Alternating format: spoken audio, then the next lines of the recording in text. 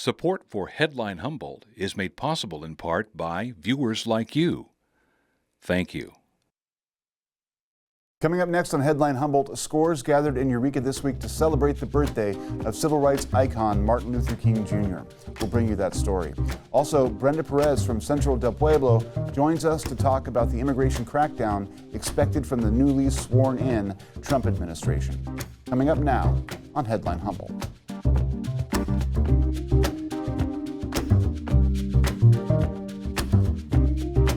From the top of Humboldt Hill, this is Headline Humboldt. I'm James Falk. Thanks for joining us. Hundreds of people took to the streets Monday to declare their opposition to and protest of the re-election and swearing in of President Donald Trump. It smacked of deja vu, but it is in fact true that we have seen all this before, almost precisely 8 years ago, when a massive crowd of people marched through downtown Eureka during the first Women's March. At that time, by the way, Roe v. Wade was still the law of the land. Millions of eventual COVID victims were still alive, and thousands of migrant families were still together. Yet folks still decried those early protests as unnecessarily alarmist. Hindsight is 20/20 if you're into learning from history. This was a week that also saw our country's celebration of Martin Luther King Jr.'s life and work. These are, after all, complicated times. Our guest today, Brenda Perez from Centro del Pueblo, offers important guidance here. In our interview recorded earlier this week, she talks about how the political world has long been a source of frustration and angst for the immigrant community. As a result, they have learned to take action in their own spheres, control what they can control, and make progress from the bottom up. Barack Obama, Joe Biden, and Donald Trump have all been rather draconian enforcers of immigration law, overseeing the abuse and detention of tens of thousands of people, even as Democrats try to claim the moral high ground and Republicans shout intolerance from the Capitol roof. As Brenda Perez says, politics is politics. Morality, though, is the action each of us takes in our own personal lives every day. That's where the difference gets made. We'll hear from Brenda Perez in just a moment, but first, the news. Scores of people gathered to hear speeches, build cohesion, and spread a positive message this week in honor of Reverend Martin Luther King Jr. Held at the Adorney Center, speeches at the event contrasted sharply with the tone set by new President Donald Trump at his swearing-in ceremony. Eureka NAACP President Dr. Kente Johnson said this country has been asleep at the wheel. Well, the thing that I wanted to convey in my speech is that we've been asleep, basically, right? We sit back and we're in this age where we have so much going on that life is being dictated to us. And we can see what the fallout of that is. With the rollback of civil rights, books being banned, we continuously in this country, every political cycle, there's always something going on with the election, something about voter ID where there's disenfranchisement, some way they are moving around the districts. There's always something going on with voter rights, something. Our rights are continuously under attack. So we've been asleep. We can no longer as a country stay asleep. We can no longer stay asleep while our brothers and our sisters next door go hungry, they're tired, they're crying out. So my speech today was about, yes, taking care of yourself, but also remembering that we have work to do. We've been asleep too long, and we got to look out for our fellow man and woman. We'll be right back after this short break. This is the PBS app. It's ready for you whenever you want full episodes of your favorites, perhaps a little history, or the real story, shows with heart, or the latest news and docs. Even stream your local station live. It's all there waiting for you. So download the PBS app now for everything you love and a whole lot more to explore. Stream anytime, anywhere with the PBS app. In a small but comparatively sophisticated community like ours here in Humboldt County, there is no shortage of driven and talented people to fight for change and social progress. But to my mind, one of the brightest lights in the whole of Humboldt County is our guest today. Brenda Perez from Centro del Pueblo is a leader, a thinker, and a passionate activist. She has had a hugely positive impact on our community, and her work is hardly done. We started our conversation by discussing how the strident rhetoric from Trump and his allies impacts the migrant community and how they're better prepared now than they were 8 years ago. After the election of Donald Trump, definitely the community felt devastated, surprised, shocked. The inauguration day on January 20 wasn't different. I think it was just a reminder of what we need to be prepared for during the next time ahead, the next period, presidential period. Communities having feelings of anxiety overall. Even though we are behind the redwood curtains and we can say we are isolated, we are still impacted by what is the speech, what is in the news, what is in social media, mainly here in Humboldt County. So people right now, it's in a high level of anxiety, fear, trying to figure the next steps.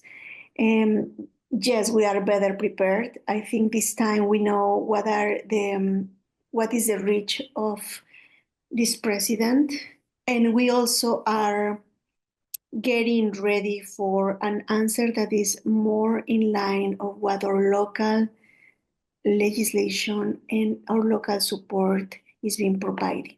The sheriff and the district attorney's office last week met at the Human Rights Commission, and they sort of described how they're approaching their relationship with the federal government in terms of immigration enforcement. Did you get a chance to listen to the presentations, and were you reassured by what they have to say? Did they address your fears, or are there still concerns out there for how they may interact with any incoming ICE movements or something of that sort? During that meeting, I was present at the room. I was interpreting to Spanish to the larger community that was participating by Zoom. That limit my capacity to be more active. I was invited for being a speaker on behalf of the immigrant community, although the high need to bridge language barriers made me take the role as interpreter. So what I felt in the room, it's a sense of reassurance. Some people that was in the room was even exhaling. It was having this deep breath since a long time. They couldn't feel that relief of listening the sheriff saying, we are going to complain with the local sanctuary law and the state SB 54. So that type of affirmation from a person in a power position is so important right now. And I think we made a point to him to understand that we need this type of statements, and now he needs to back up those words with actions.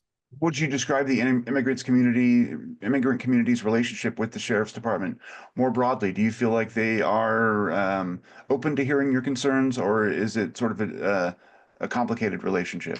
I will call it a complicated relationship. There is some memories of the participation of the sheriff's office in task forces, joint task forces with ICE and with Border Patrol and with the DEA, etc. There is a racial profiling, and that complexity adds to the comments of the sheriff when he used to complain about the sanctuary law being an obstacle for him to exercise his full function. So during that meeting at the Human Rights Commission, though, I think we call it a point where we need to reconciliate with the community, where we need to trust our local law enforcement, where we need to be able to call 911 in case of ISIS making an abuse. I think he was listening. I am ready to move forward. Again, not only trusting on his speech, but in action. So I'm going to ask him in February 4th, that is a follow-up meeting for a plan so that he can describe us what is next as a representative of the law in front of us and serving us as integral part of this community. I believe, James, that the past is being complicated, but the present and the future needs to be full of trust if we want to navigate this storm of the next 4 years. So you guys were sort of prescient in your efforts to get a sanctuary initiative passed in Humboldt County. Do you feel like that somehow affords you an extra layer of protection? And can you describe how that might work from your perspective? I mean, I know the state has a sanctuary law as well. I mean, is that sufficient in areas that don't have a local sanctuary initiative, or are you really, I mean, obviously, but are you glad that you've passed that as another form of sort of, armor against what might be coming from the federal government? Thank you for that question. It's very important right now in this context. And back in time when we were campaigning, the SB 54, the state sanctuary law passed, and that was invigorating. That meant we were in the right track of speaking about immigrants' rights as human rights. Sanctuary law passed, and during that time, we are now entering the 8th year of the law. We have seen how the immigrant community is being more willing and eager to participate in arts and culture in the public space like never before. So having said that, I've been seeing the impact of saying we are in a sanctuary county where we are welcome, where we can participate, where we can access resources, and we haven't taken a minute to stop this campaigning of please reach out to the offices, to the organizations, to the county offices, to the services that are public. And that is being resulting in more presence of Black and Brown communities out there. I think, and I believe a sign of it is being also seen how Hmong community organizers have come in to the space, how we've been able to collaborate at some cultural events. It's not only the culture, it's been also the factor of the know your rights being permanent. So now that we have this in place, doesn't mean we need to rest assured, because we see yesterday that the president was announcing the invalidation of these protections in places like churches or schools that's supposed to be sanctuary spaces, safe spaces. So what locally we are doing is to working with the school districts for declaring the schools safe spaces for immigrants, sanctuary schools. So that adds another layer. We have proven in 8 years that adds layers where people that is involved in these institutions needs to be trained in diversity, in equity, needs to be trained to use the right terms, to conduct accurate conversations, updated conversations based on the changes of the immigration laws.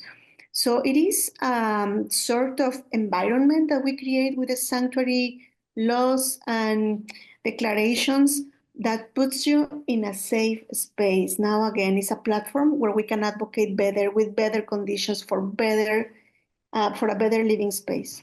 People have been talking about doing various forms of immigration reform over the past, decades, and it seems like whenever they get close to a progress, it dies away, and the progress they do make seems rather draconian. There was a recent federal law that was passed, basically saying that it would make it easier to round up immigrants who are quote unquote criminals, and there were some Democrats who voted for that. Can you talk about a little bit about how that's a slippery slope and what the problem with that kind of legislation is in the broader immigration discussion? Yes, absolutely. Our local relationship with the parties is complex as well. I think for us to be able to put a sanctuary law in the ballot, we have to mobilize from the grassroots, because any party was willing to put that into their agendas, right? Either the Democrats or any other party. So what we did is to don't rely on that sphere, on the political sphere, and just mobilizing locally. For adding to that, I would like to say that the sanctuary that is here in place, as the sheriff stated, is one of its kind. It's something that emanates from the vote of the people. So since then, we haven't stopped to reiterate that. Yeah, there was a recent law that passed in Washington, D.C., talking about making it easier to deport people who were quote unquote criminals. And I was just wondering, does that represent kind of a slippery slope? I mean, for a lot of folks, felt betrayed by the Democrats who ended up voting for that, and it needed those Democrats to pass. But they said, well, we're just talking about, criminals here.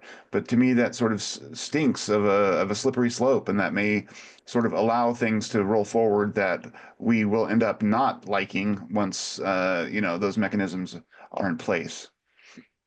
Thank you.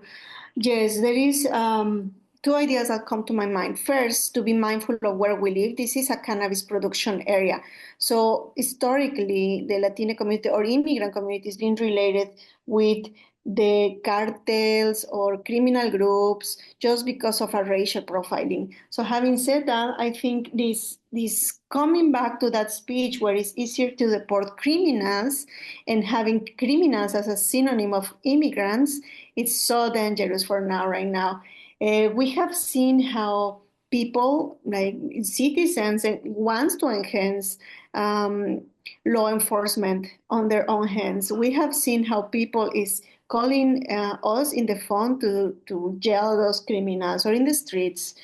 We have experiencing different attacks in Arcata Plaza from people saying, I'm just walking behind us saying, I'm gonna call ICE, I'm gonna call the Border Patrol, you are a cartel, you are a criminal. So this type of harassment that comes from the speech traduces or translates into the violence in the public space, and that is why it's important, really important, to come back to the Know Your Rights. I think when we talk about Know Your Rights and we talk about irregular entrance from people, from immigrants, it's different than to say illegal humans or illegal people. The illegality of a person doesn't have any relationship with a human right. It's incorrect in any manner to say a person is illegal. Yeah. There is other terms that better describe this path, the migration, irregular, informal, etc. Americans and most people across the world are sort of not as aware as they should be of the power of language like that. Like we start to attach labels to things and then we settle or we think of it as defined and we put things in simple categories that are never complex enough to really, encompass the whole truth. And so I think that can be applied to a lot of different areas, but especially in this area. You mentioned a little bit before about working with the Hmong community and helping them sort of, do their work like you're doing yours. And I noticed you spoke at the NAACP event this week. Can you talk a little bit about the importance of solidarity and what can be gained by your organization working with other similar type organizations and to push the, equality agenda forward? Centro del Pueblo learned long time ago that we cannot wait for the politicians or our representatives to consider rights, human rights. So that's why we made alliances that are historic. For a long time, we as immigrants learned that the Asian communities, the Black communities are equally powerful as any party in place in the government. And why I'm saying that is the proven sanctuary law again locally, but also different social movements. Even if this is a terrible time, I think history has taught us that is not unique. And history has taught us also the lessons of solidarity, of getting together, of forming collaborations and coalitions. For instance, Centro del Pueblo is going to provide the red cards for the Hmong community. We are going to help with this distribution. The red cards are cards that serve for immigrants to state their rights without talking. So in case of an ICE agent comes, you just show the red card, and that's a tool that's very powerful because in those instances, the intimidation is present. So that's a good tool. Another groups like the Asian Pacific and Islanders in Humboldt have been also very strong advocates for our rights. So what is happening is the Latino community, being the largest group in Humboldt County, have received the help and support of all these other communities for our advocacy. And we are seeing that in terms of donations or in terms of volunteers in terms of being part of our rapid response network, or in terms of being part of our Know Your Rights sessions, so as legal observers. And that's how the network extends. And that's why I am confident that this time we are better prepared than back in 2016. When you say know your rights, can you sort of explain what you mean by that for folks? Like, I mean, basically, there are steps you can take in the moment to protect yourself, is what I'm gathering. But can you give us an example of what that looks like? Like, what kind of rights can people assert, even though they may feel like, under threat by ICE or other organizations?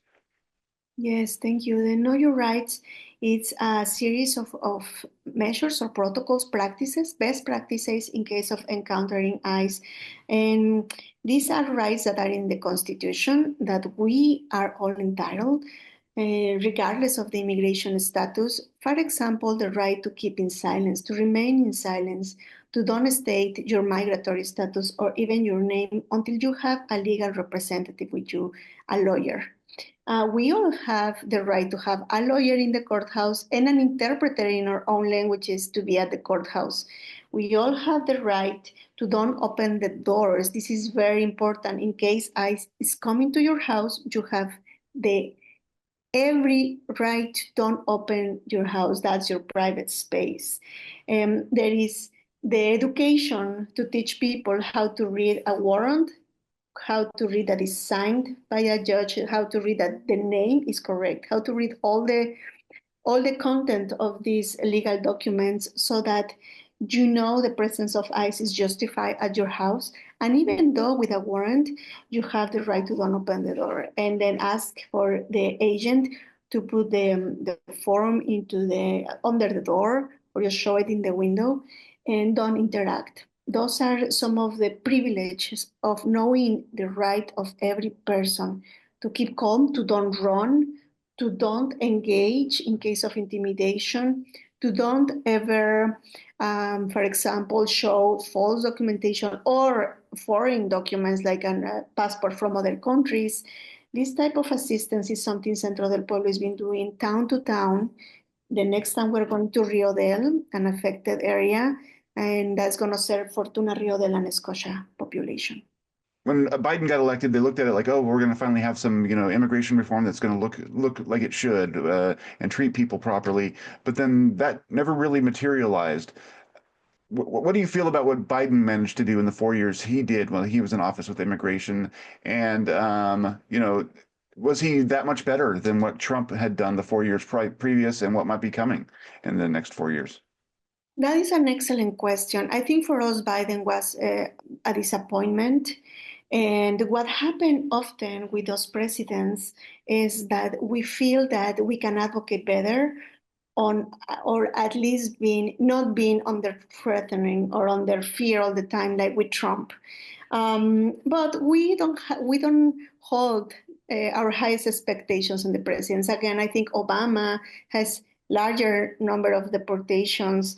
I think every different president has used immigration as a tool for oppression or as a tool for demonstrating power in an incorrect way.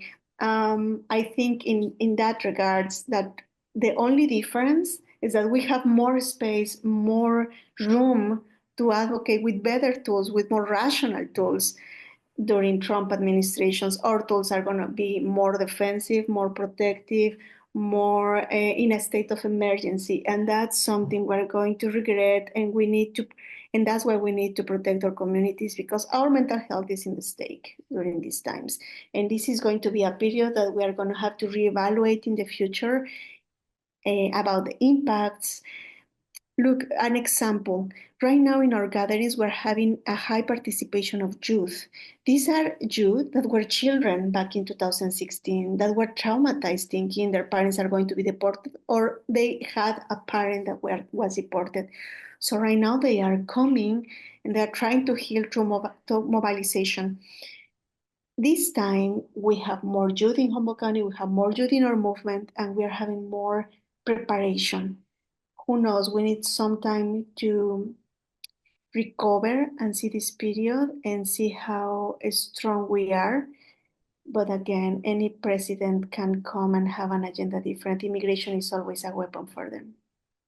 And that's, I guess, sort of accentuates the wisdom of not depending on that political sphere for the work that you're doing. What can people do who are not necessarily in your community but want to be helpful? How can regular folks get involved and try to be allies to the immigrant community as this plan from Trump metastasizes? Thank you. I'm going to ask to all the community in Humboldt County to get educated about immigrants' rights.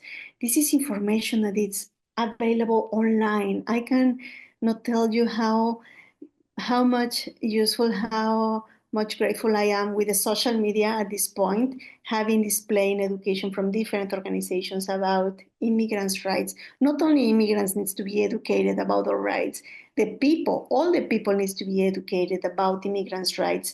Again, because it's a weapon of every president, and because as much as we educate it, we're gonna have the scale leveled with the people in power. People gets educated, we have a better relationship, we have less violence, we have more trust. People can advocate with the sheriff and the board of supervisors to have more activities related to the sanctuary law. So please be an advocate of the sanctuary law and safe spaces. Right now is key. People having relationships with the school authorities, please help us to declare those spaces sanctuary safe spaces for students. Right now is key for their mental health of our youth and children. People that would like to help us, having platforms like journalists or more people that is behind the position of power for communicating a strong message, please verify information. You have no idea how the test of the rumor of ICE in Humboldt County affected entire families, how there is people still recovering from that physically and emotionally. It was only a rumor. Now imagine if that happens, how are we going to provide information without causing more harm? So please help us. Reach out to Centro del Pueblo if you have more questions. This is an organization that hasn't stopped working on this topic since 2016, regardless of Democrats or Republicans, regardless of hate speech or hate speech or reconciliation. We have a line of work that is permanent, that is constant, that is being collaborative, brother. So reach out Centro at cdpueblo.com. There is information around our social media and phone numbers there. That's it for this evening. A new whistleblower has come forward in the ongoing struggle for UAP transparency and corporate accountability. Check out our podcast, Neon Galactic, to get up to speed on this fascinating and underreported issue. That's at youtube.com/@neongalactic or anywhere you get your podcasts. Stay tuned. Stay informed.